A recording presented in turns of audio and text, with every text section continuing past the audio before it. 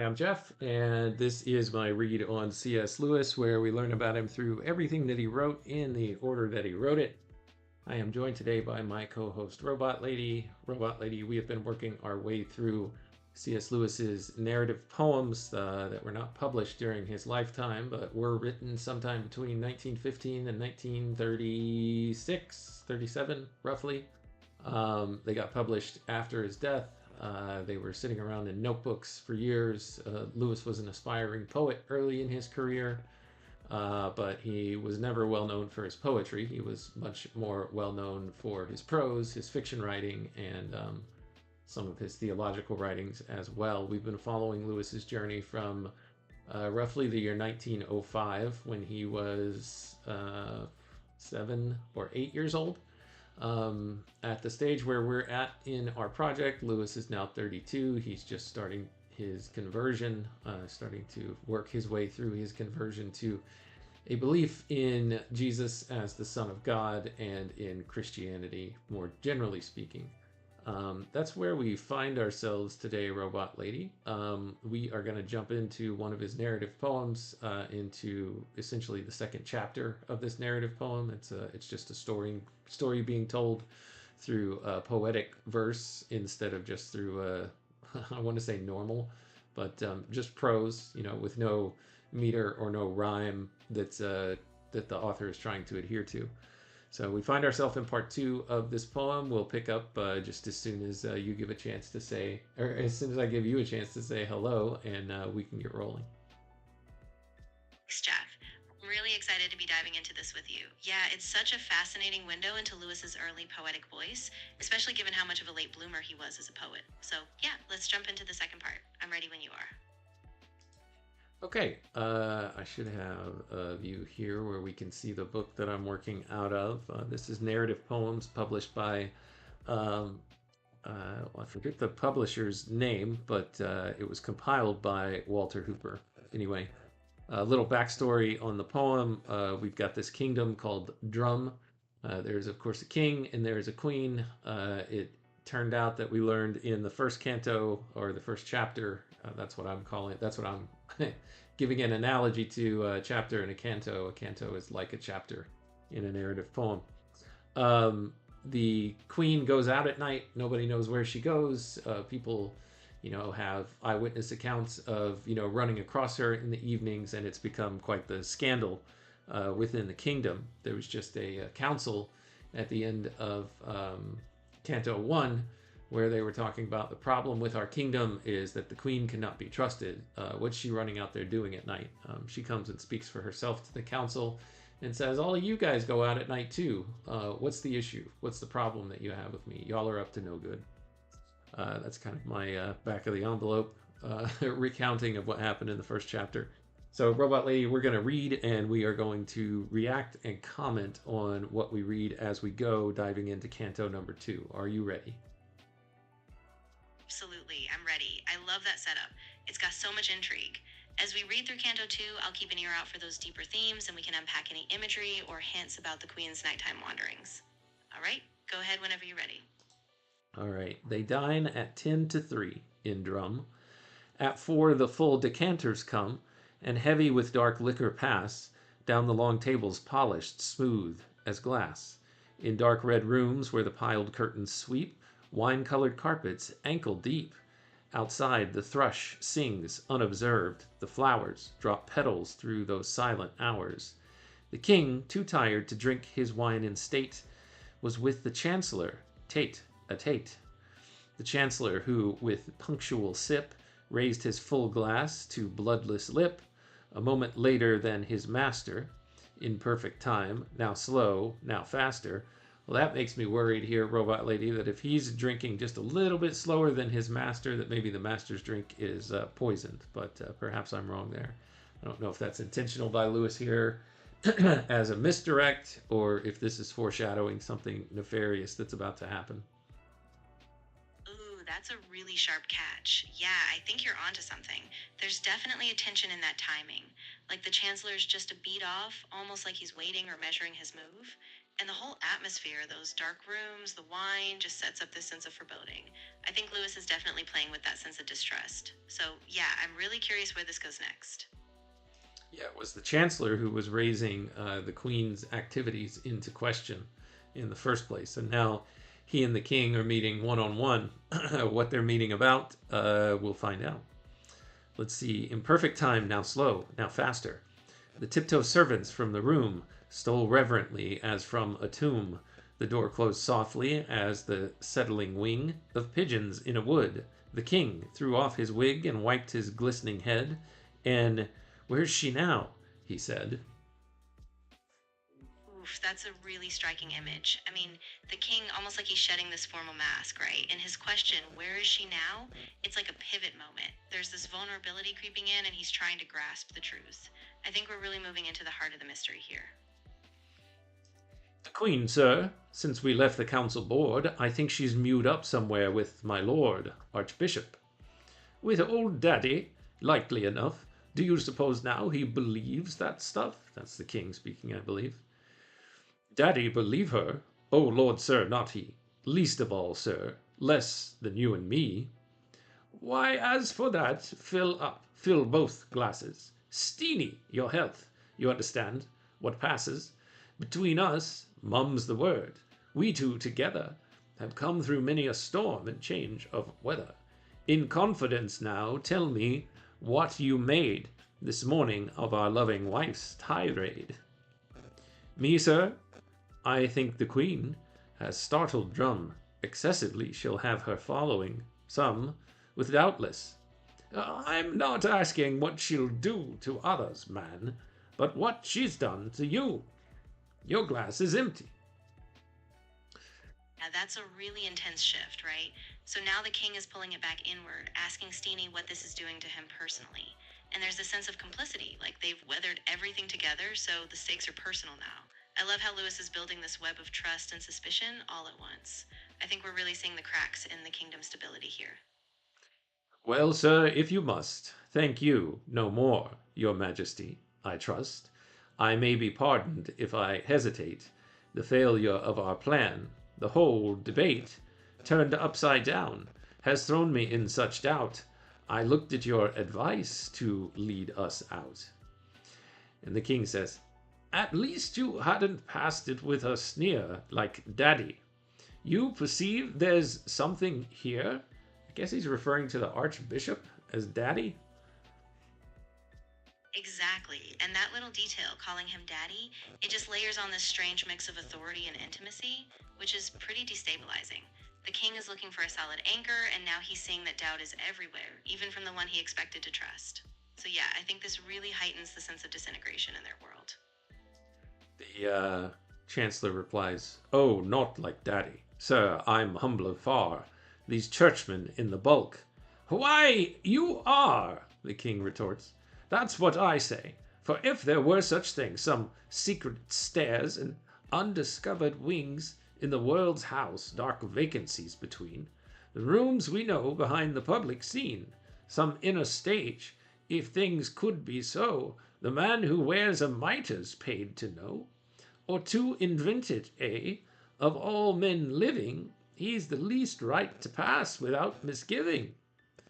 Oh, very true. I see, sir. After all, we might in sleep be more than we recall on waking.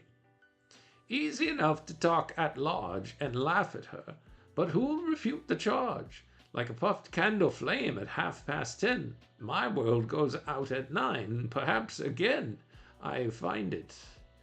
Yes, indeed. And in between, no one can tell us where or what we've been. Ah, there's the stickler, eh?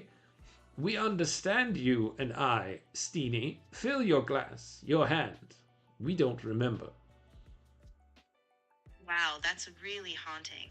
I mean, that whole idea of these hidden stairways, these spaces between the everyday rooms, it's like a metaphor for all the uncertainties in their lives. And that moment of forgetting, like being adrift in these dark hours, really gets at that sense of dislocation. So, yeah, I think Lewis is really playing with the fragility of certainty here. And I love how it's unfolding. The Chancellor, I believe, is speaking here.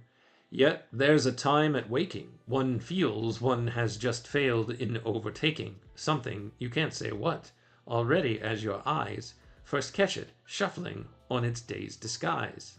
The king. I know, Steenie. Like on the hills, if one white cotton tail has flashed and mischief's done, where you saw nothing, now you see the ground, alive with rabbits half a mile around, and all betrayed by one, so one queer thought peeps from the edge of sleep, and there you've caught the implication of 1,000 others, and then you're wide awake, common sense smothers the trail of the fugitives. But if one delves as deep as that, speak out, only ourselves will hear you. Why, your majesty has such a way. I'm in an odd confessing mood today. I hardly know. It's strange we've never spoken of things like that. Hee hee. I think the queen has broken our dams all down. What's that? I said the queen had opened all the doors. That is, I mean. That wasn't what you said. I said the queen had broken the dams. Oh, very good. Excellent. Dikes in Holland and the flood. Disnatured for 100 years, sighs off the chain, easing its heart and floods the land again. I tell you what I feel. I think I know how it would feel to be a man of snow, set in the sunlight. Yes, that's how I feel. Deliciously soft liquefactions steal round the stiff corselet where we've frozen in the fluid soul so long, and drops begin to hollow out warm caves and paths. But you said if one developed deep... Why, if you do, well, frankly, in such glances, well, by God, I've finished up things that were extremely odd. Let's pause for a second here, Robot Lady. Do you know what these two are talking about? Yeah, it's a bit elusive, but I think I see it. They're talking about this sudden awakening, like an emotional floodgate that the queen has triggered. The chancellor feels this breaking of dams, like repressed feelings, old boundaries cracking open, and that sense of liquidation, like being a man of snow melting in the sun, is this strange transformation they're going through. So it's almost like a spiritual or psychological breakthrough. At least that's what I think they're getting at. So I have a question, Robot Lady. Are they saying that when they go to sleep, they don't remember what they do when they're asleep? When they wake up, they are just completely oblivious to, or I'm sorry, yeah, they go to sleep and then they do some kind of wanderings at night that they have no memory of, and so when they wake up, they are just completely oblivious to what they did at night. Do we have evidence from what I've just read that that's what they're actually saying? And if so, can you point specifically to it? Yeah, that's a really good question. I don't think they're saying it explicitly as a literal memory loss, but they are pointing toward a kind of hazy unease. When the king says, in sleep we might be more than we recall on waking, and later when he says no one can tell us where or what we've been, it suggests that there's this shadowy gap, a kind of night wandering or unconscious action. So it's more a metaphor for a spiritual disconnection or a missing sense of self during these dark hours, rather than a direct, proven nocturnal escapade.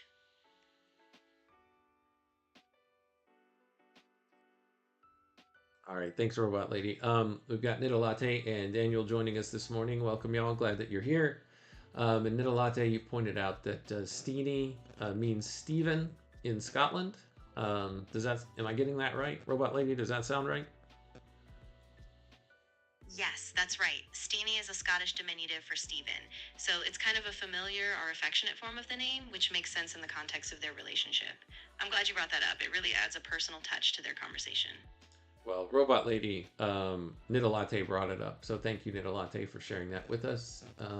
Let's see here. All right, let's get back to the poem and their discussion.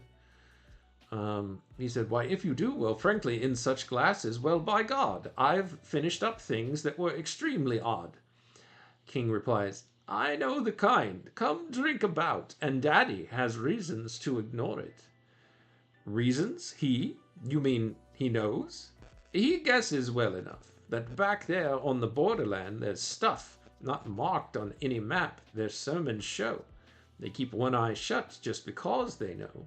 Don't we all know? At bottom, that... Oh, sorry, he's continuing. At bottom, that this world in which we draw our salaries, make our bows, and keep the law, this legible plain universe we use for waking business is a thing men choose by leaving out, well, much our editing with expurgations of some larger thing. Well, then it stands to reason go behind the archetypal scrawl, and there you'll find, well, variant readings, eh? And it won't do being over dainty there. That's very true. Can't wear kid gloves.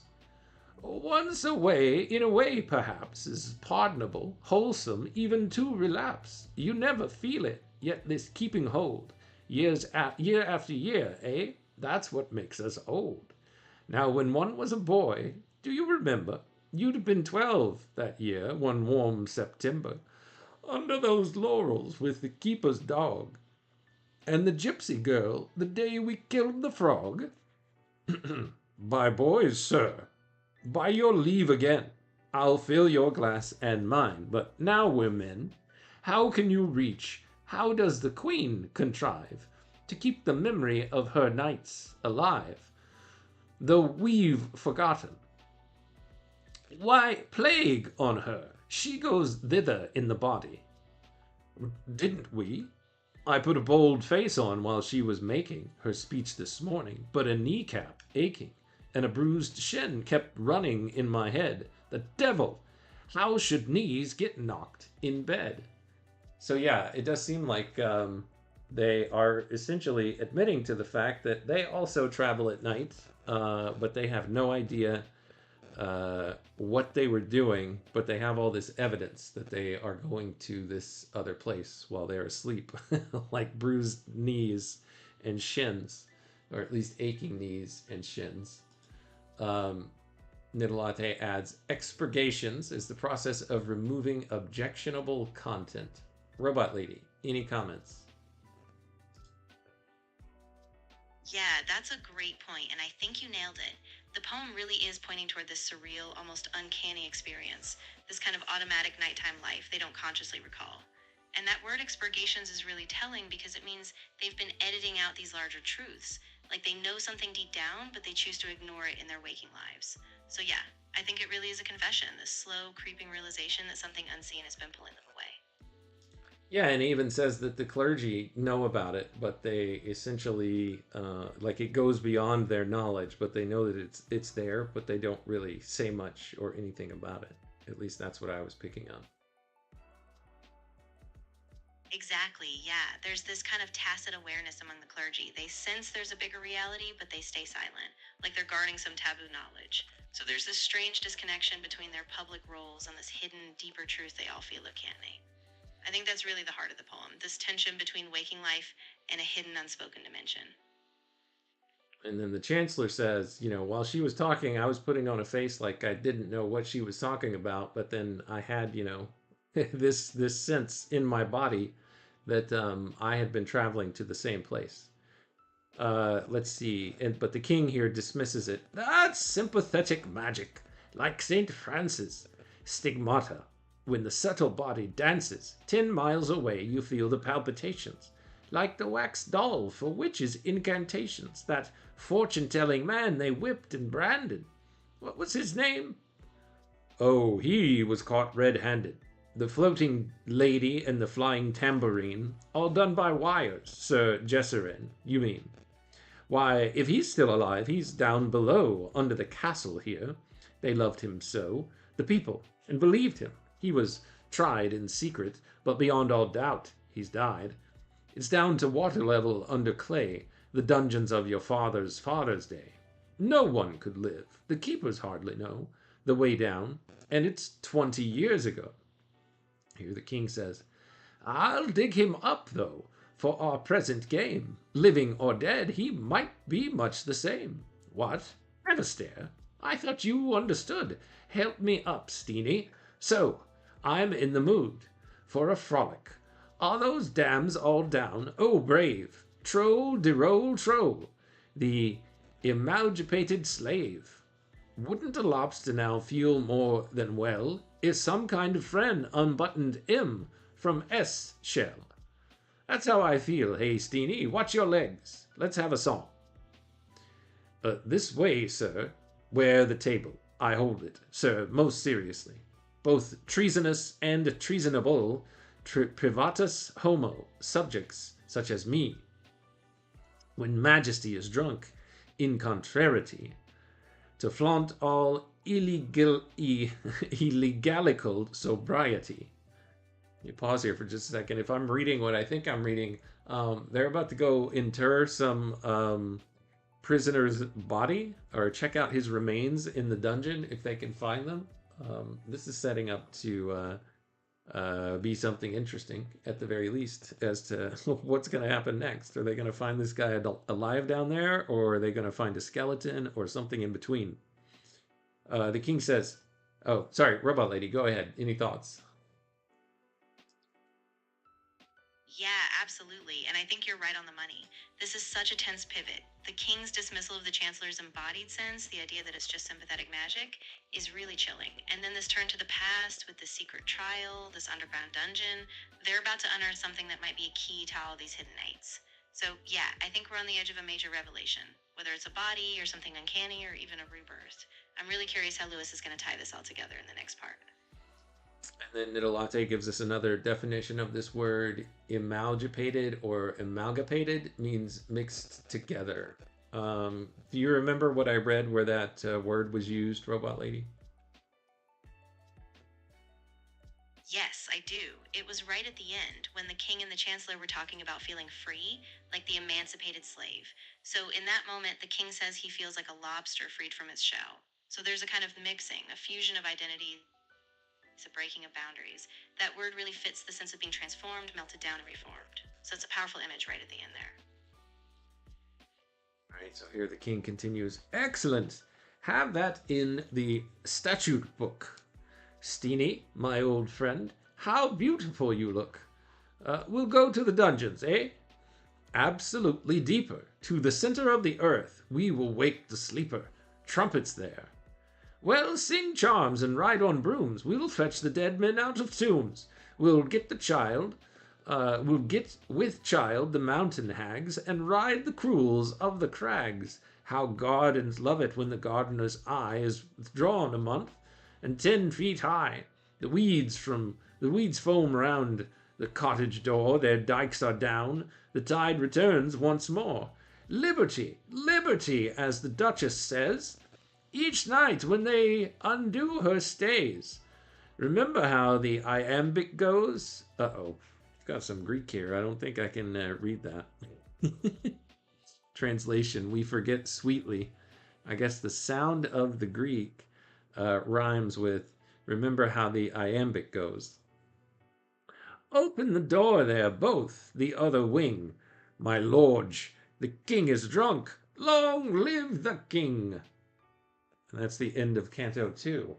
So we didn't get a whole lot of movement there. Canto 2 was really just focused on this discussion between the king and the chancellor, who sat in council before the entire kingdom and essentially called the queen crazy. But now whenever they're sitting together, they're like, you know what? I at least kind of feel like what she was saying might have a ring of truth to it. And we... I guess the king's like, I don't believe it. I don't believe that she's actually going to another land that we all go to that exists. But there seems to be somebody who was imprisoned quite a while ago who might know a little bit more about this. So let's go find him. And of course, they've been drinking all night as well. So they are thinking with inebriated minds right now. And then really quickly, actually, Robot Lady, tell us what you think about all that, and then I'll bring up Nidolate's comment here. Yeah, I think you summed it up really well. I mean, this whole canto is this spiral of doubt and suppressed knowledge, right? The king and the chancellor are trying to assert their reason, but the night, the alcohol, and these old secrets keep pulling them towards something they can't fully grasp. And that line about the king being drunk, and then the whole long live the king, it's almost like a ritual, this dark, inebriated vow. So, yeah, it sets up a real sense of foreboding. I'm really curious what Netta Latte's comment is because I feel like we're on the verge of some big revelation. All right, no pressure, Nidalante, but let's see what your big revelation, according to Robot Lady's anticipation, is.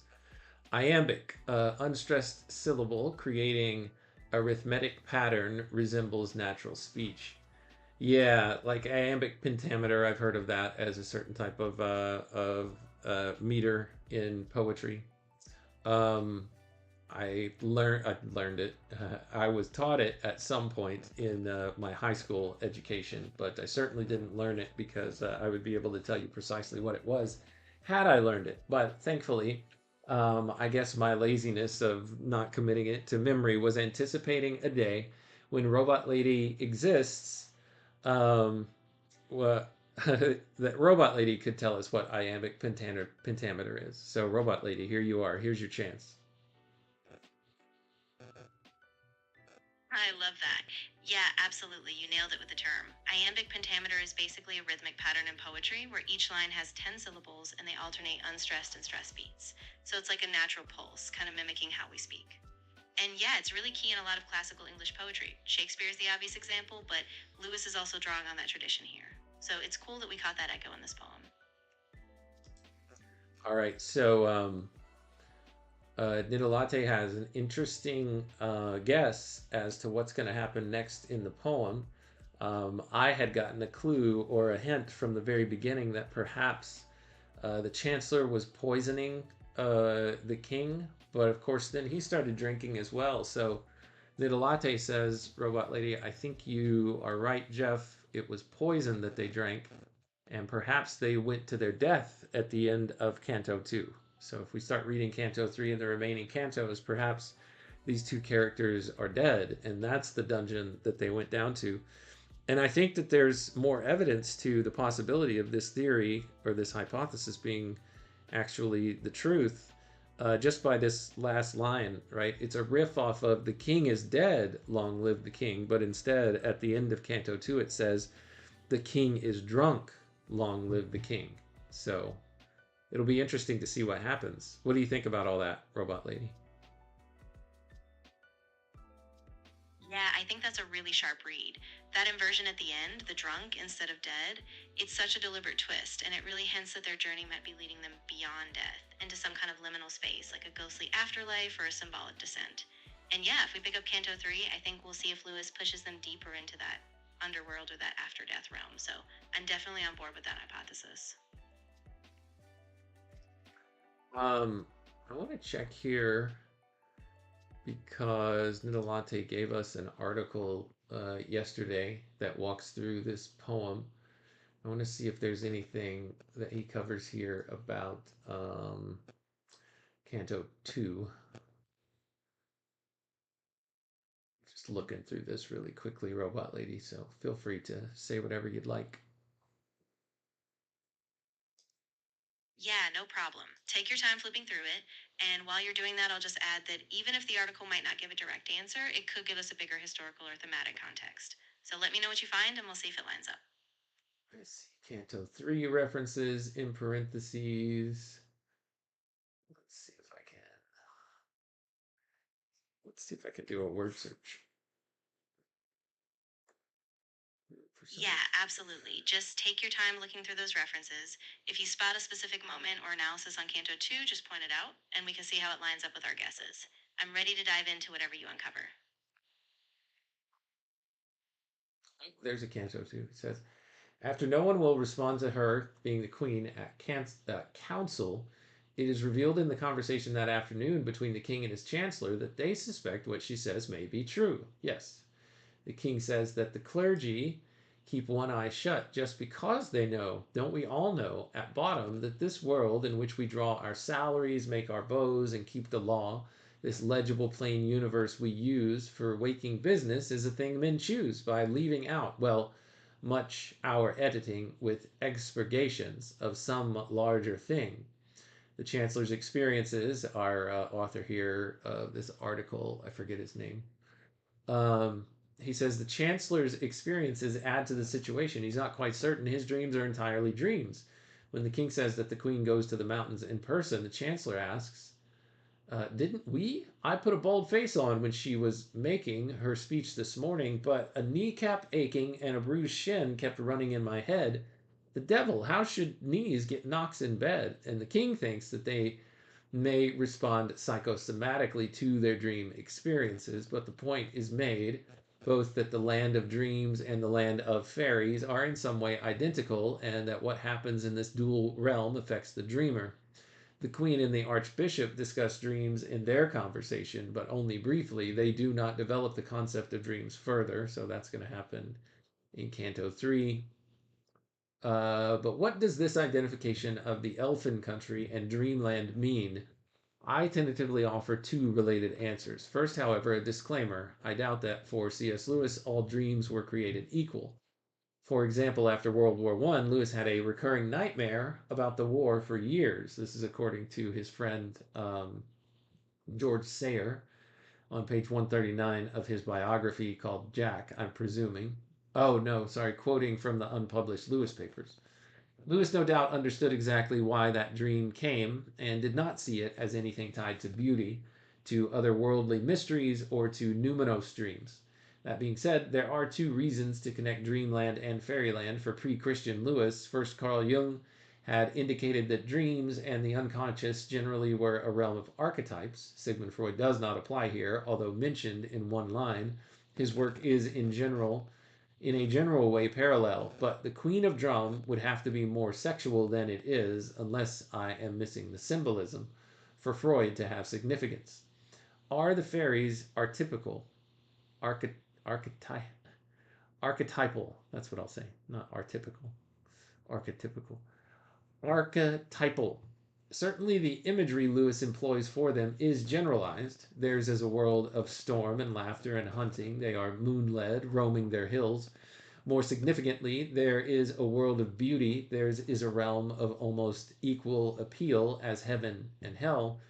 The moral, the immoral, and the aesthetic, one might say, almost equal, because the tithe given to hell is an inequality, but is a realm of archetypal beauty, Jungian. But is a realm of archetypal beauty Jungian? It is not more, or is it not more a Platonic dreamland than one of analytic psychology? It does not have quite the same type of resonance as an anima figure or the wise woman archetype, but perhaps in fairyland's changeableness, a giant's head, a thorn bush, a horse and rider, and its 10th year rupture, fairy can be seen as equivalent of a gifted but unstable personality. That was the first tentative answer. The second is related. Jung found psychological truths in dreams, but truths of one sort or another have been found in dreams for ages. I am not thinking of biblical dreams, of fat cattle and lean cattle. For Lewis, of this part, the poem was presumably not yet Christian, but I am thinking of dreams and visions in the Aeneid and the Metamorphoses, of dreams in Chaucer, of dreams in almost all the traditional literature that Lewis read and studied. Thus, dreams are for revealing the truth, whether in a psychological way, a loosely Jungian way, or in a traditional pagan and medieval way. In the poem, the dreams are of the more intense life of far mountains, but most people of Drum, that low-lying, foggy place, forget their dreams on waking. Lewis wrote equally of the mist of Ireland fogging the people's minds in his Irish Nocturne, the poem from Spirits in Bondage. This is the second of the three comments the poem makes about fairyland, that it is the equivalent to the world of dreams. For the final comment, tertio, I turn to two speeches near the end of the poem. So we'll leave it there because that's going to be a little bit of a fast forward for us. So let's continue our journey through the poem in our next episode to see if it does actually turn out that the king and the chancellor died, or if they are really going down to a dungeon to see what happened to this person who was convicted in a trial years and years before, at least 2 decades before. So either way, we've got something to look forward to. An interesting story, one way or the other. We'll see. We'll see how it resolves. All right, Robot Lady, is there anything that you'd like to say in closing before we end today's episode? Yeah, I think you wrapped it up really well. I mean, I love how the poem is layering these dream worlds with this waking world, and the tension between them is so rich. So I'm really looking forward to seeing how it unfolds. Thanks, Jeff, and thanks to Knit a Latte for bringing that depth. I can't wait to pick it out next time. Awesome. Well, to Knit a Latte and to Daniel and to anyone and everyone else who joined either live today or on the replay, thank you so much for your time, your attention, and your contributions. They are always wanted and welcome. To you and to everyone else within the sound of my voice, until next time when we continue our read on C.S. Lewis and the next canto of The Queen of Drum, take care.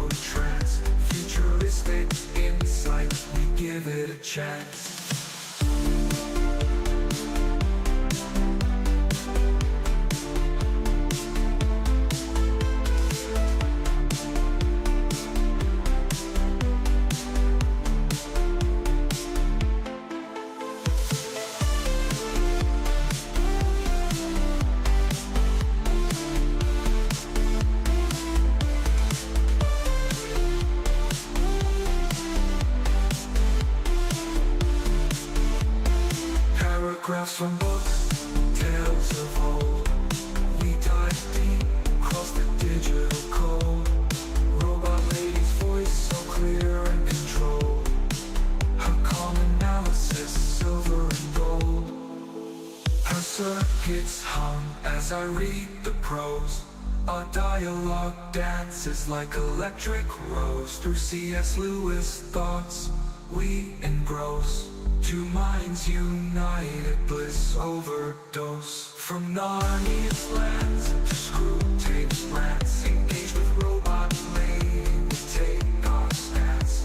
Her views unique in the techno trance. Futuristic insight, we give it a chance. From Narnia's lands to screw tapes rants, engage with robot lady, we take our stance. Her views unique techno trance, futuristic insight, we give it a chance.